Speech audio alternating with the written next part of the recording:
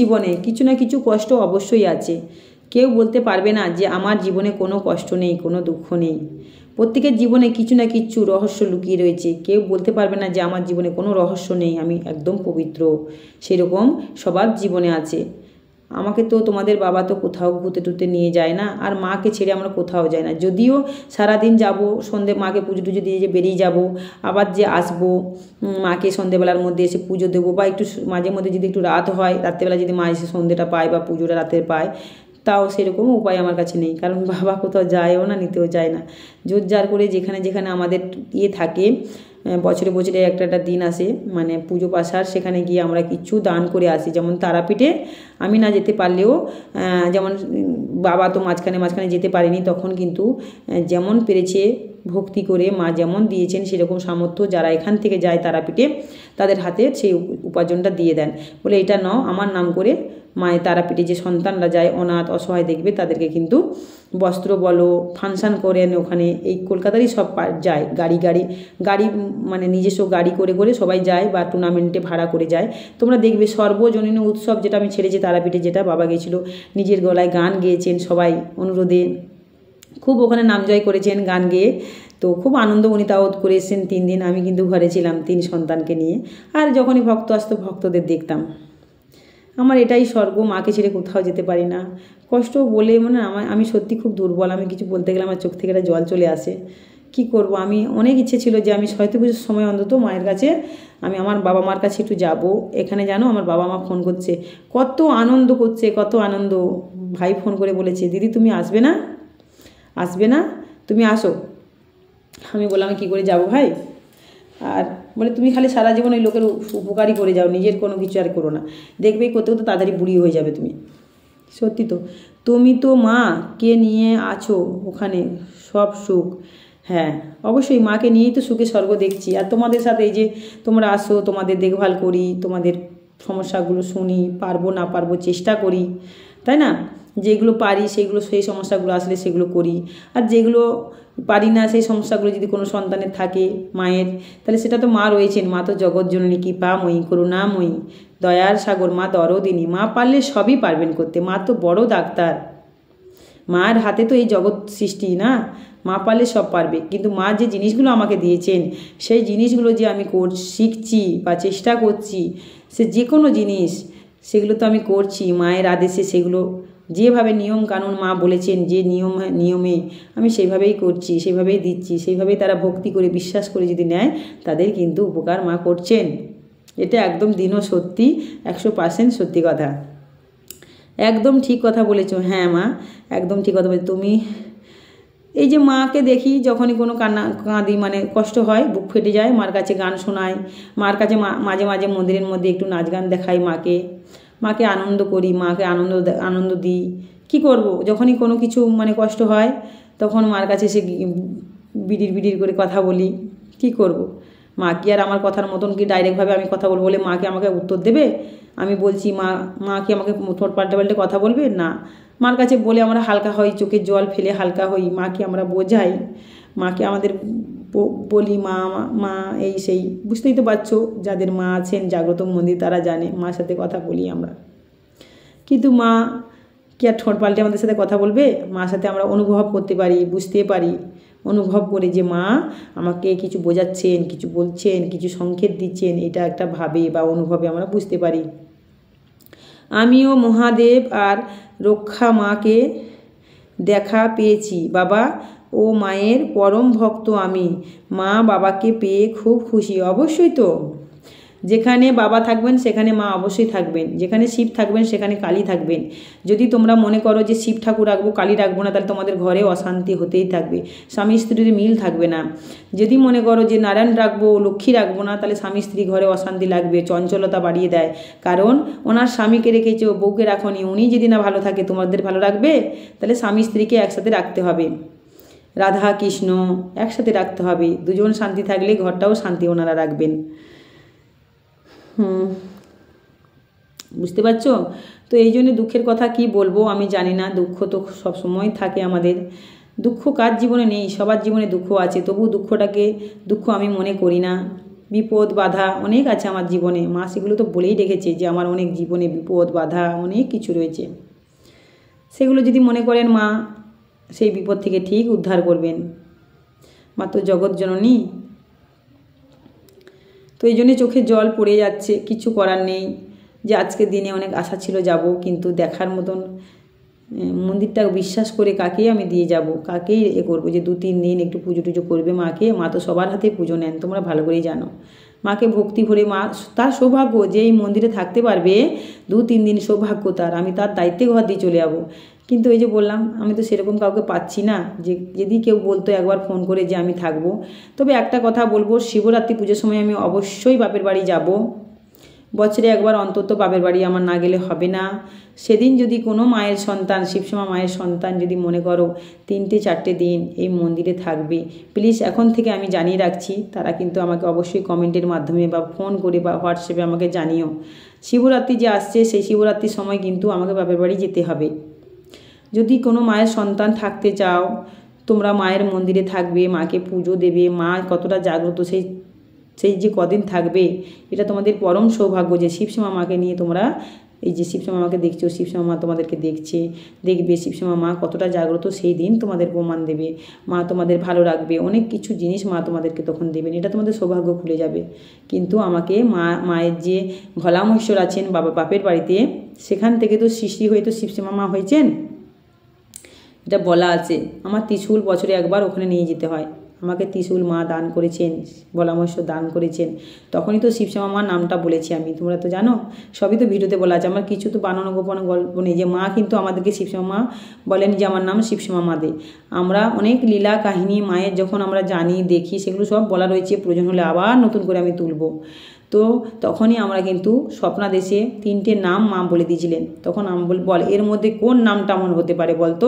তখন আমি একটা নাম বলেছিলাম, মা বলছে হতে পারে না এই নামটা আমার, তুই ভালো করে ভাব, এরকম করে মা রেজাল্ট দিয়েছিল। তখন আমি অনেক কিছু ভাবলাম যে ভোলা মহেশ্বরের সোমবার যখন পুজো দিই, শিবশ্যামা মা কীরকম হয়ে যান, অভিমান করেন, মানে চোখে জল ছলছল করে। আবার যখন দেখছি শনিবার মাকে ভালো করে পুজো দিই, মায়ের একটু বেশি পুজো করি, তখন ভোলা মহেশ্বর দেখি কেমন করে, ফুল মাথায় রাখে না, ফেলে দিচ্ছে, কি হচ্ছে আমি তো বুঝতে পারছি না। যখন সোমবার দিন মা রেগে যাচ্ছেন, আর শনিবার দিন বাবা রেগে যাচ্ছেন, মঙ্গলবার দিন বাবা রেগে যাচ্ছেন, কি হচ্ছে, কি করা যায়?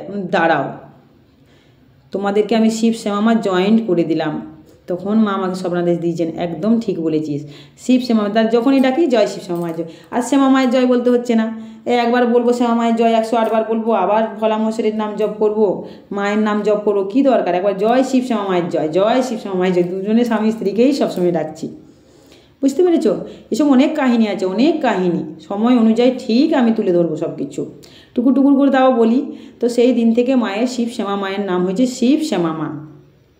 মাকে যখন আমি পাল্টাবো, মানে আমার তো ক্ষমতা নেই, জানি না, হয়তো হতেও পারে পরবর্তীকালে, এখন এই পরিস্থিতি, পরবর্তীকালে চেঞ্জ তো হতেই পারে, কার কখন ভাগ্য খুলে তো ঠিক নেই। তো আমি জানি এইটুকুনি যে কেউ না কেউ কোনো সন্তান আছে, মাকে ঠিক মায়ের মূর্তি দেবেন পাথরের, এটুকু আমার দৃঢ় বিশ্বাস। পাথরের মূর্তি দিলে কি হবে, মাকে যে এত আস্তে সুস্তে শাড়ি পরানো, মায়ের এখানে সেখানে লেগে যায়, মাটির তো মানে খড়ের, কিন্তু অ্যাকচুয়ালি কিন্তু মাটির প্রতিমা কিন্তু খুব ভালো জিনিস। কিন্তু এই যে এত মালাটাল আমি যে পরাতে পারি না, অনেক সময় অনেক মালা হয়ে যায়, তখন পরাতে পারি না। একটা সময় অনেক মালা, এই করোনার সময় তো, করোনা যখন গেল, ওই করোনার সময় তোমরা বিশ্বাস করবে না আমার পাড়ার লোকের সাথে কী অশান্তি হয়ে গেছিলো করোনার সময়। কেন বলো তো, করোনার সময় যত সব এসেই মন্দির ভিড়, মন্দিরে আমি জায়গা দিতে পারতাম না, বাইরেও লাইন পড়তো। করোনার সময় যখন করোনা হয়েছিল, করোনা ভাইরাস, সবাই এসে বাইক টাইক নিয়ে পাড়ার লোক তেড়ে আসতো। কী ব্যাপার হলো, রাস্তাঘাটে পুলিশ গার্ড দিচ্ছে, কারো ঘরে কেউ যাচ্ছে না, মাস্ক পরছে, আর তুমি মন্দিরে ঢুকাচ্ছ, ভক্ত ঢুকাচ্ছ, এটা তো উচিত না। আমাদের পাড়ায় যদি করোনা ভাইরাস ছড়িয়ে যায় তখন কি হবে? আমি বলেছিলাম যে মা বলেছেন কারো করোনা ভাইরাস হবে না, কারো এখানে হবে না, কোনো পাড়াতে হবে না, যতজন এখানে আসছে করোনা ভাইরাস হবে না, মা তো বলে দিয়েছেন। আর সত্যি কথা, সবাই ভয়ে আসতো, মা কি আমার কি করোনা ভাইরাস হয়েছে, মা গো আমার কি হবে, এসব বলতো। মা তখন বলতো না, কিচ্ছু হবে না তোদের। মা খালি একটা ওষুধ দিত, বলতো এইগুলো নিয়ে তোরা রাখবি আর এটাকে মাঝে মাঝে করে খাবি, ওষুধ দিত। কারো কোনো দিন আজ পর্যন্ত করোনা ভাইরাস হয়নি। যারা করোনা ভাইরাস হওয়ার জন্য যে জিনিসগুলো লাগে, মানে যে জিনিসগুলো হয় না, তাহলে তো মনে হচ্ছে একটা ভয় ঢুকছে যে আমার মনে হচ্ছে করোনা ভাইরাস হয়ে গেছে। কিন্তু তখন মার কাছে ছুটে ছুটে এসছে, বলছে মা গো আমার এগুলো হচ্ছে আজ কতদিন ধরে, আমার কি হয়েছে? তখন মা বলছে না না তোর কিচ্ছু হয়নি, তোর এটা অন্য কারণে হচ্ছে। পাথরের মূর্তি এত জীবন্ত হবে না, সেটাই তো, পাথরের মূর্তি এত জীবন্ত হবে না মা, আমি জানি সেটা ঠিকই কথা, কিন্তু পাথরের মূর্তি আমি চাইছি মায়ের হয়তো কাঠের বানাবো, জানো কোন কাঠের ঠাকুর বানাতে হয়, আর না হলে পাথরের, না হলে সিমেন্টের, যেমন মা আসতে চান সেরকম অবশ্যই আনবো মায়ের। কিন্তু আমার ইচ্ছে আছে মায়ের, কিন্তু এই মুখ পাল্টানো যাবে না। আমার যতদিন ধরে মাকে আনা বা বিসর্জন যখন করতাম তখন ঠিক এই মায়েরই মুখ, যিনি বানাতেন এই মায়েরই মুখ, কোনো একটা উল্টো পাল্টা হয়নি, ঠিক এইরকমই মুখ মায়ের, ঠিক আছে? তো যাই বানাই না কেন, যেই সন্তানই দিক মাকে, যদি কোনো সন্তান যদি থাকে মাকে যদি দিতে চান যে মাকে এরকম একটা বড় দেব, তাহলে আমি একটা কথাই বলবো যে এবারে আমি ইচ্ছে আছে আমার যে অর্ধেক এই দিকে শিব থাকবে, অর্ধেক শ্যামা থাকবে, কিন্তু মায়ের এইদিকে যে মায়ের যে মুখটা এইদিকে একদম পুরো এরকম থাকবে, শিব এইদিকে থাকবে, খুব সুন্দর একটা, ঠিক আছে? এরকম বানানোর ইচ্ছে আছে। আর যদি সেরকম না হয় এরকমই মুখ রাখবো শিব শ্যামা মা। ইচ্ছে রয়েছে, অনেক কিছু স্বপ্ন থাকে আমার। স্বপ্ন শুধু মাকে কি করে সাজাবো, মায়ের মন্দিরটায় দরজা করবো, আমার এইসব স্বপ্ন। আমার যেরকম ওয়েট আমি সেই ওয়েট বুঝে স্বপ্ন করি। এবার মা আমার কপালে কী রেখেছেন সেটা মা জানেন, সেটা তো আমি জানি না। মা যদি লিখে থাকেন এর থেকে আরও ভালো কিছু হবে, নিশ্চয়ই হবে। যদি লিখে থাকেন এর থেকে হয়তো আরও কম কিছু হবে, তাহলে নিশ্চয়ই হবে। বিধির বিধানে যদি লেখা থাকে তো সেটাই হবে। সেটা কি কেউ খণ্ডন করতে পেরেছে? না পারবে? বলো, পারলে মাই পারবে। আমরা বিধির বিধানে যদি কিছু লেখা থাকে সেটা কমাতে পারবো। যারা বড় বড় তান্ত্রিক, গুণিন, জ্যোতিষী, ঋষিমণি, যারা এগুলো জানেন, শেখেন, চর্চা করেন, ঠিক আছে, আধ্যাত্মিক লাইনে থাকেন, সাধনা করেন, সাধন ভজন, তারা যারা আছে তো এই জগতে পাওয়ারফুল আছেন এইসব, যে ভাগ্য যদি লেখা থাকে কিছু, তার সেটা হয়তো পাল্টাতে পারা যায় না, কিন্তু কমানো যায়। ভাগ্যতে কিছু পরিবর্তন করা যায় কিছু, কিন্তু পুরোপুরি কখনো পরিবর্তন হবে না যদি আমরা সেখান থেকে একটু সাবধান হয়ে নিশ্চয়ই হবে। তো বুঝতে পারছো, অনেক কথা বলি তোমাদের সাথে, বলতে বলতে অনেক কথা বলে ফেলি। আজকে ভিডিও ছাড়তে পারলাম না, দুটো চ্যানেলে ভিডিও ছেড়েছি। কালকের আমি সূর্যকান্ত ইউটিউব চ্যানেলে ঠিক জানিয়ে রাখছি সবাইকে, কালকের আমি সূর্যকান্ত ইউটিউব চ্যানেলে ঠিক আসবো। তোমার ভাবছি যখন পুজো করি সেই সময় আসবো, যখন পুজো করি সেই সময় একটু তোমরা নোটিস করবে, সূর্যকান্ত ইউটিউব চ্যানেলে অনেক ইম্পর্টেন্ট কথা বলতে তোমাদেরকে আসবো। আজকে সেই মুড নেই বলার মতন, বলবো না। আজকে তোমাদের সাথেও কিছুক্ষণ টাইম পাস করতে হয়, তোমাদের কথাও শুনতে হয়, তাই না? তো নাহলে ওই তোমার সন্ধেবেলা আসবো, ঠিক আছে? সূর্যকান্ত ইউটিউব চ্যানেলে আসবো। কালকে তো ভিডিও ছাড়ছি, ভিডিও ছাড়তে থাকবো, ভিডিওগুলো দেখো, তোমরা চ্যানেলগুলোকে সাবস্ক্রাইব করো, লাইক করো, কমেন্টের মাধ্যমে আমাকে জানাবে, কমেন্ট করে জানাবে তোমাদের যা মতামত বা যা সমস্যা। এমন সমস্যা লিখে দেবে না যাতে 5টা মানুষ জেনে তোমাদের ক্ষতি করে, ঠিক আছে? খালি ইঙ্গিত দেবে মা আমার এই সমস্যাটা হচ্ছে, একটু দেখো। আমি দেখবো, দেখার পর যদি একদিন পেলাম না, 2 দিন তোমার রিপ্লাই দিলাম না, তোমাকে কিন্তু ঠিক টাইম মতন আমি যখন পাবো ঠিক দিয়ে দেবো, চিন্তা নেই। আর যখন দেখছো 2 দিন 3 দিন আমি তোমার রিপ্লাই দিচ্ছি না, তখন আমাকে ফোনটা করবে, নাহলে হোয়াটসঅ্যাপে, এই নাম্বারেই আমার হোয়াটসঅ্যাপ 6290829345, ঠিক আছে? এই নাম্বারে আমার এটাই আমার ফোনপে, গুগল পে, এটাই আমার হোয়াটসঅ্যাপ, এটাতে আমাকে পাঠাতে পারো। আমি তখন তোমাদেরকে রিপ্লাই অবশ্যই দেবো। কী সমস্যা না সমস্যা, যেভাবে কাজ করছি সবার ঝাড়ফুঁক করে, যে কোনো সমস্যা কীভাবে করতে হয় প্রয়োগ, যদি কোনো ওষুধ দিতে হয় বা কোনো তোমাদের ঘরের মধ্যে কোনো ওষুধের ব্যবস্থা বলে দিই যে এই ওষুধগুলো জোগাড় করে এই সমস্যার থেকে তোমরা উদ্ধার হও বা মুক্তি হও, সেগুলো কিন্তু করলে কাজ হচ্ছে। যেমন এইসব মায়েদের হচ্ছে, বাবাদের হচ্ছে। মায়ের মূর্তিটা এত সুন্দর, মানে মনে হয় যেন জড়িয়ে ধরে রাখি। আচ্ছা মা, কত সুন্দর বলো তো মাকে। শিবশ্যামা মায়ের মুখ, বললাম না কতজন আছে শুধু পুজো দেবে আর মায়ের মুখটা ভ্যাল করে এরকম তাকিয়ে থাকবে। মানে একটা গান শোনা না গো মাকে, বলছে না মায়ের কাছে এসে না গানগুলো ভুলে যাচ্ছি, মনে হচ্ছে যেন মাকে তাকিয়েই থাকে, মায়ের মুখের দিকে। মা তাকিয়ে থাকলে না মা যেন, ওরা অনুভব করে যেন মা যেন এরকম করছে, এরকম করে ডাকছে, এরকম করে যেন মা নাড়াচ্ছে, এরকম মা তারা অনুভব করতে পারে। ওই যে বললাম মাকে যার সৌভাগ্য সেই দেখতে পারে, তাই না? দেখার মতন ডাকলে, দেখার মতন দেখলে, অন্তরের চোখ দিয়ে, তাহলে মা কিন্তু দেখা দেন, ধরাও দেন। হ্যাঁ, অনেক কথা বলে দিলাম, অনেকক্ষণ ধরে হলো কথা। লাইভটা আমি কিছু ভিডিও ছাড়বো এখন 3খানা চ্যানেলে, হোয়াটসঅ্যাপে আছে, ফেসবুকে কিছু ছাড়বো, আর শর্ট শর্ট ভিডিও ছাড়ছি, তোমরা দেখো আর তোমরা চ্যানেলগুলোকে সাবস্ক্রাইব করে রাখো, তাহলে প্রত্যেক দিন আমি কিন্তু জিনিসগুলো ছাড়লে তোমরা পেয়ে যাবে। চ্যানেলটাকে দেখবে বাংলাতে লেখা রয়েছে সদা সততা নিন, সদা সততা কালো করে লিখবে, লেখা রয়েছে, খালি হাত দিয়ে টিপে দেবে, এবার ঘন্টা বেজে উঠবে, ব্যাস সাবস্ক্রাইব হয়ে গেল। আর নাহলে ইংরেজিতে সাবস্ক্রাইব লেখা থাকে, শুধু এরকম টিপে দেবে। আর লাইক দেখবে এরকম লাইক একটা এরকম নিচের দিকে আছে, একটা এরকম আছে, এরকম জিনিসটাকে এরকম হাত দিয়ে টিপে দেবে। আর কমেন্ট বক্স দেখবে, কমেন্ট বক্স নিচেই আছে, কমেন্ট বক্স নিচে এরকম টানবে, টেনে দেখবে কমেন্ট বক্সে তোমরা যা লেখার তোমাদের মতামত তোমরা জানাতে পারো। ঠিক আছে, ভালো থাকো, সুস্থ থাকো, জয় শিবশ্যামা মায়ের জয়, জয় শিবশ্যামা মায়ের জয়, জয় শিবশ্যামা মায়ের জয়। মা সবাইকে ভালো রাখুক, সবাইকে সুস্থ রাখুক মা, আর শিবশ্যামা মা যেন ভালো থাকুক, সব দেবতা দেবী ভালো থাকুক। মানে ভগবান একটাই, দেবতা দেবী অনেক, আমরা এটা ভগবানকে পুজো করি, প্রণাম নিও মা অবশ্যই। একবার বলে দাও শুভরাত্রি, সবাই বলে দাও, কমেন্ট করে বলে দাও শুভরাত্রি, কমেন্ট করে বলে দাও শুভরাত্রি।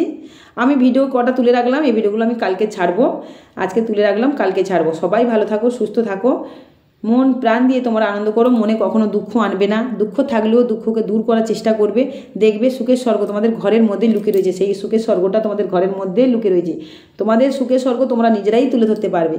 ঠিক আছে, দেখবে কোনো অশান্তি ঝগড়াঝাটি থাকবে না। আর আমি সবসময় একটা কথা বলবো যে সব সময় মনকে জয় করতে শিখো, সবার মনটাকে জয় করতে শিখো।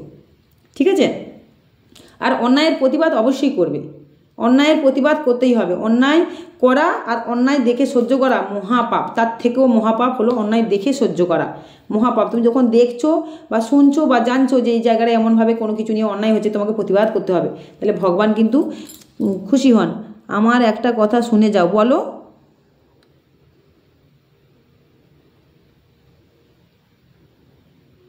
বলো গো, আমার একটা কথা শুনে যাও শ্যামামা। হ্যাঁ বলো, বলো আমি শুনছি। দাস,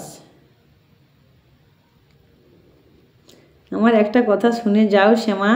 হ্যাঁ শুনছি, বলো বলো কি বলছো বলো মা। হ্যাঁ মা বলো।